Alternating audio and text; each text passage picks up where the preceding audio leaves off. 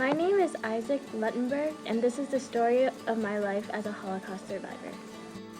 I was 15 when it happened, but before that we were a happy family. I had a dad, mom, and little sister. We were a Jewish family, and because of that, we were moved to the ghettos. This meant that me, my family, and all my friends moved to these sad-looking homes the Germans called ghettos. The ghettos smelled terrible from all the trash and death that was around. Not only were we forced into these houses, but we had to wear a yellow Star of David on our arm to identify that we were Jewish. Even though it was itchy, my mother told me not to take it off because she was afraid I would get shot if I did.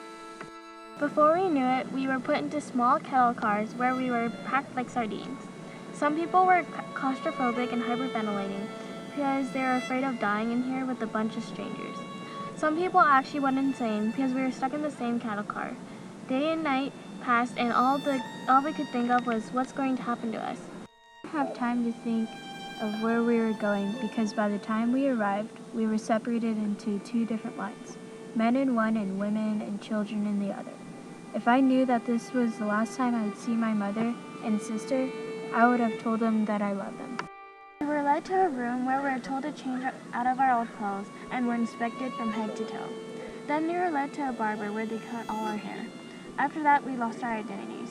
My new name was A1739. We were all given jobs to work at.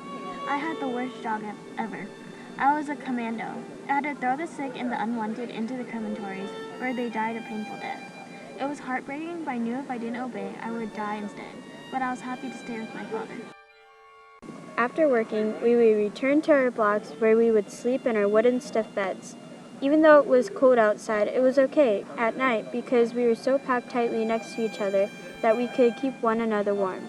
Every day was cold and snowy. I would get beaten by the SS officers constantly for doing the wrong thing. I would also feel weak because we were only given small portions of bread and soup. It was nothing compared to what I ate at home before. At home, we didn't have to endure the cold weather.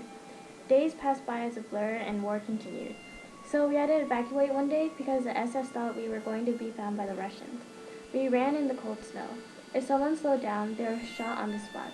The fear of death pushed us to keep going. But as I was running, I lost sight of my father.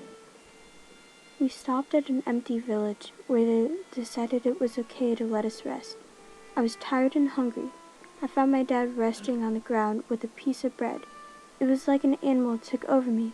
I snatched it from him, and as we were leaving, I left him out in the cold to die. That fear of death inside me made me forget my morals, and I abandoned my father. I had to leave him behind because I was afraid of getting shot or left behind. As I ran away from him, I didn't realize the beast that was within me. We finally arrived at a new camp and stayed there for 2 to 3 months. I again continued working as a commando. Then a miracle happened. The Americans had come to save us. They had arrived in big tanks and other vehicles to stop the wrath of the SS officers. We were free. Years have passed since I had that horrible experience. I have regret leaving my father.